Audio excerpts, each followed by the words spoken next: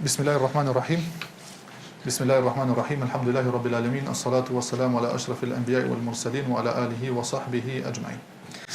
Kapitulli: Shtimi dhe paksimi i imanit. Allahu xhela xhelaluhu ka thënë: Ne u ashtuam udhëzimin në rrugën e drejtë. Kehf 12. E tu ashtojmë besimin atyre që besojnë. Mudaththir 31. Sa dua përsosa fen tuaj. Maide 3. Andaj kur diçka nuk përsoset mbetet e manget. Kto ka për Imam Buhariu thot andaj kur diçka nuk përsoset mbetet e manget. Apo? Për këtë duhet më pas parasysh. Se tu thot e kena plotësuar fenë juaj. Bëhet fjalë për Islamin në tërësi me gjitha normat.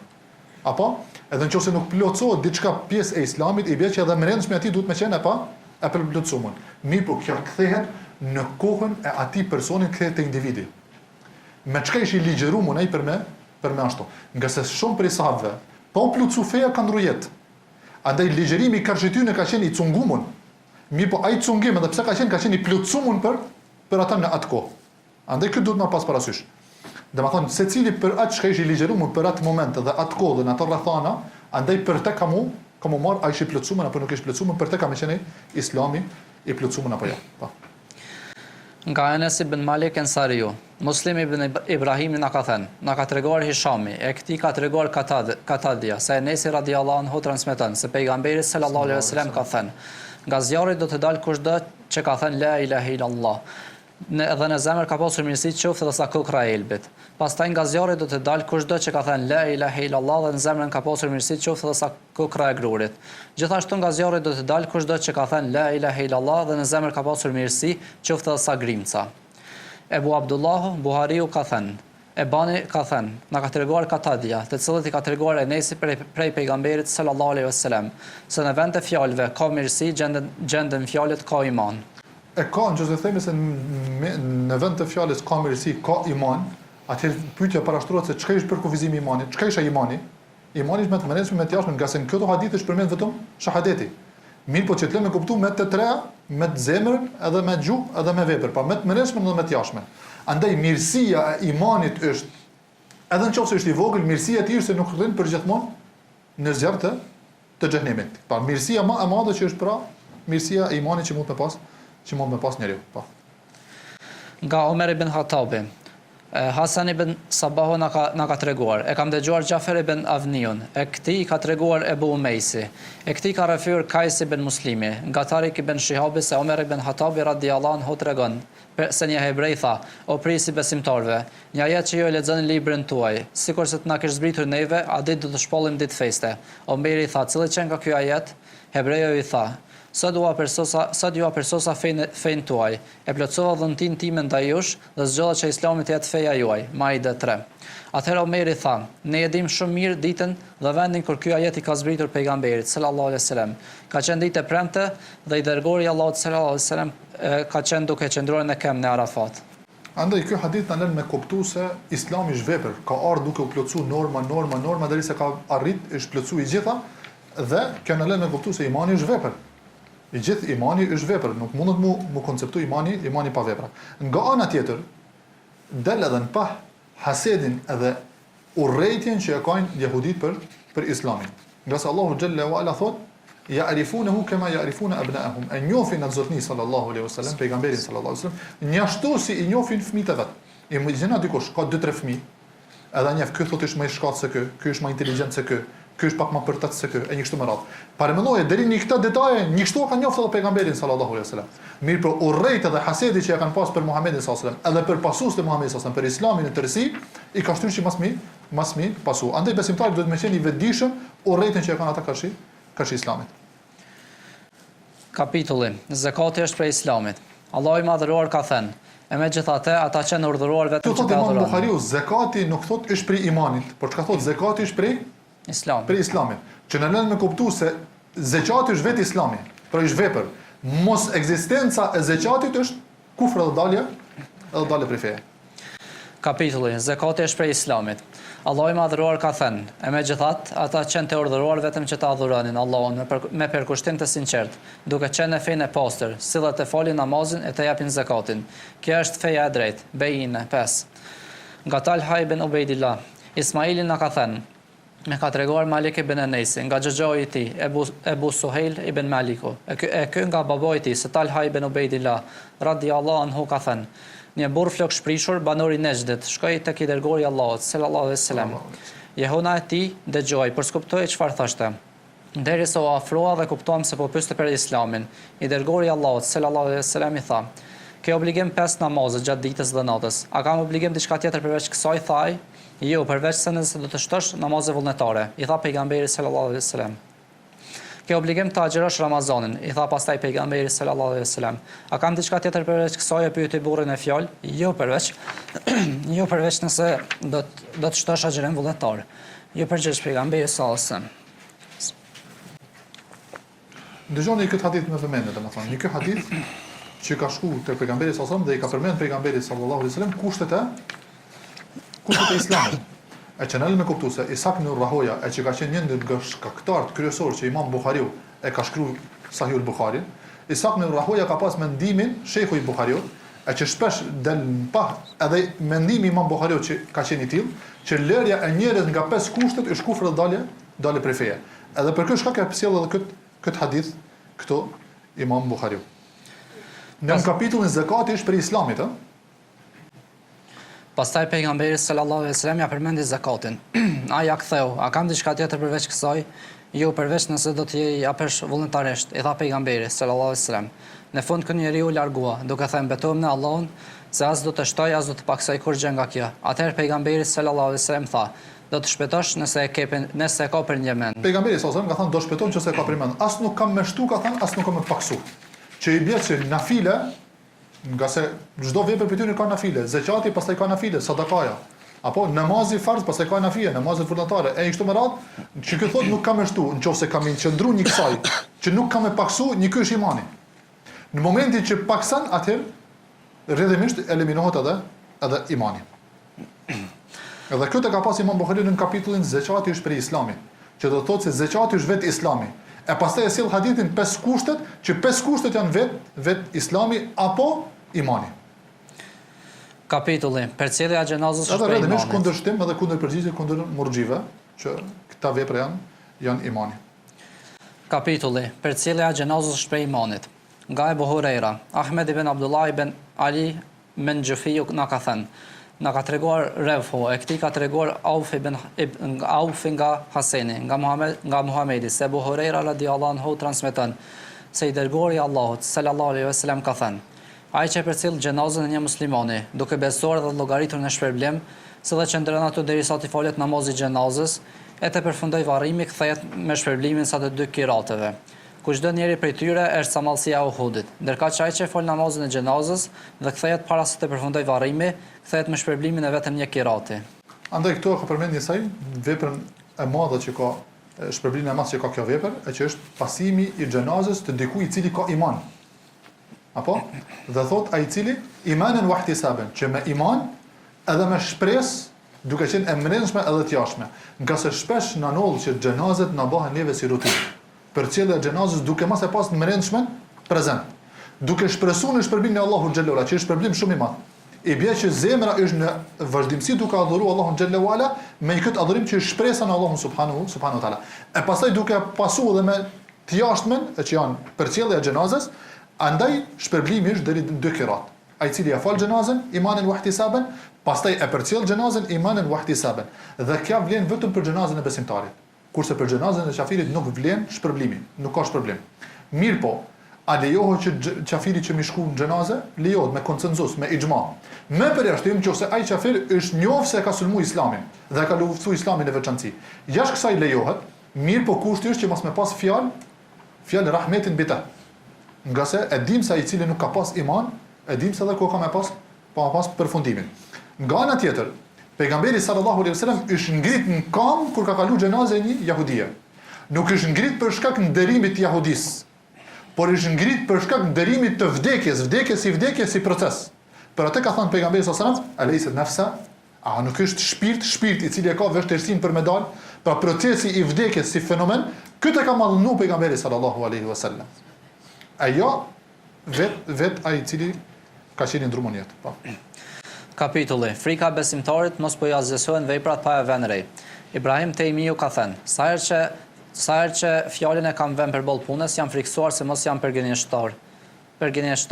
Ibn Ebu Mulejke ka thënë, i kam takuar 30 shokë të pejgamberit, sallallahu alaihi wasallam, dhe që të gjithë i friksoheshin hipokrizisë, ndërka që asnjëri prej tyre nuk thoshte se ishte në shkollën e imanit të Xhibrilit dhe Mikailit. Haseni ka thënë, hipokrizisë i friksohet vetëm besimtari, dhe vetëm hipokriti ndihet i sigurt nga hipokrizia. Nuk mund t'i ruajmë hipokrizisë dhe mëkateve pa u penduar. Argument është fjala e Allahut fuqiplot, dhe nuk ngulmojnë me vetdije në gabimet që kanë bërë. Ali Imran 135. Nga Abdullah ibn Mesudi, Muhammed ibn Arare na ka thënë, na ka treguar Shuabe se Zubejdi ka thënë, e kam pyetur Ebu Vailin rreth murxhive dhe më ka thënë, me ka treguar Abdullahu radiallahu anhu se pejgamberi sallallahu alaihi wasallam ka thënë, fyrja e muslimanit është mëkat, kurse luftimi i tij është kufër. Pejgamberi sallallahu alaihi wasallam, Imam Buhariu që na pron këta hadithe këtu, e që na lënë me kuptues se askush për besimtarëve nuk është i sigurt. Dhe ne nuk e dim gajbin. Si kemi na dozu shpirtin Allahu xhalla wala. Mirë po, besimtari ndoshta e jeton jetën duke ecë mbi faqen e dhëut. Dhe Allahu xhalla ishi i kënaqur me të, dhe kë nuk e dim. Por nga ana tjetër, mundet me ecë në faqen e dhëut për shkak të mëkatit të caktuar që ka bë, dhe Allahu ka fitu hidhrimin e Allahut, e që hidhrim pas cilit nuk pajtohet me Allahu me të, njeriu ecë në tokë dhe nuk e din. Për vetë faktin se mos me qenë e kësaj kategori apo kësaj kategori dhe ti nuk je i sigurt, a nuk duhet besimtari që me pas frikë? Dhe nuk duhet në vazhdimsi që me lut Allahun xhalla wala për këtë siguri, që Allahu subhanahu wa taala në vazhdimsi me lut Allahun xhalla wala që Allahu më dhan përfundim të mirë nga kjo botë, që Allahu xhalla wala më marr shpirtin me iman, që Allahu xhalla wala më ruajt prej fitneve, në vazhdimsi nga se nuk ka siguri. Momenti që njeriu mbështetet në vetveten, ky mjafton si mëkat.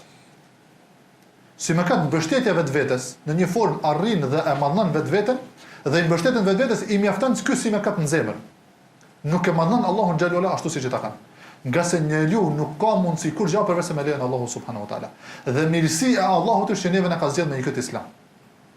Andaj një këtë islam neve na ta kanë që me rujt në vazhdimsi, me investu në përmirësimin e këtij islamit, në përkryerin e këtij islamit dhe në vazhdimsi me qenë i përulur dhe me njohës karshi Allahu xhallahu ala dhe me bë dua që Allahu xhallahu ala më dhan përfundim mirë.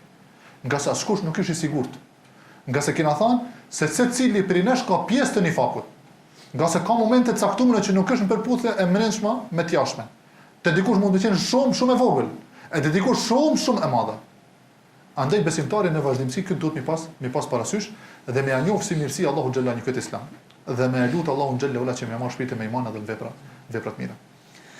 Nga Ubada ibn Samiti, edhe këtu ky hadith i dytë te Abdullah ibn Mesudi, ku ndërpërgjigje murxhive nga se imani shtohet edhe paksohet, apo?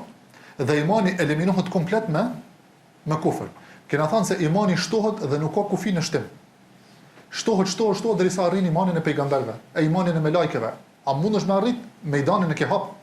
Nuk ka fund nga se kena thënë se imani shtohet prej ilmul yakin haqqul yakin. Ka lënë një marhala më të madhe. Mirë po nga ana tjetër imani paksohet deri kur paksohet?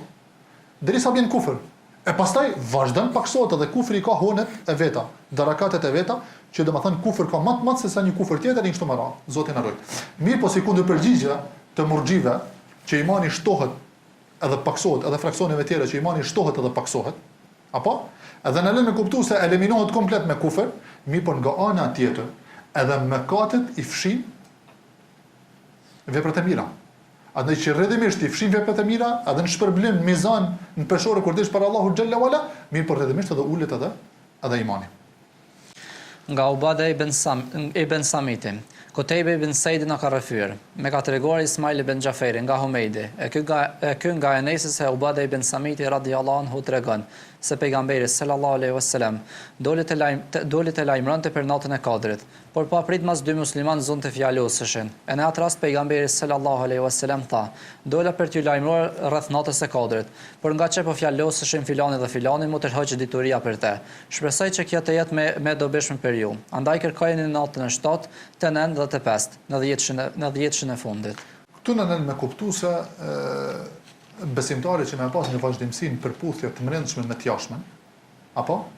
Edhe ka raste që nuk mundet me të jashtmen e tij mi plotësu disa vepra të caktuara, e që është argument se e mbrëmshme e tij është smut. Për atë nëse njeriu është i privuar për disa veprave, dije se është për shkak të mëkateve. Mëkatet janë ata që janë duke e privu për veprave. Edhe në këtë rast ka qenë ky mëkat i caktuar mes tyre që u privuan për asaj vepre që deshi pejgamberi sa më u tregu. E që ishte në ata kadrit. Dhe u privuan për asaj vepre për shkak të një mëkati të caktuar. Andaj besimtari duhet me pas parasysh se çdo sherr që e ka, çdo sherr, nëse ai sherr është i hajrit me kusht, ka një hajrit me kusht, nëse ai shtyn që më u kthy Allahu xhallahu ala.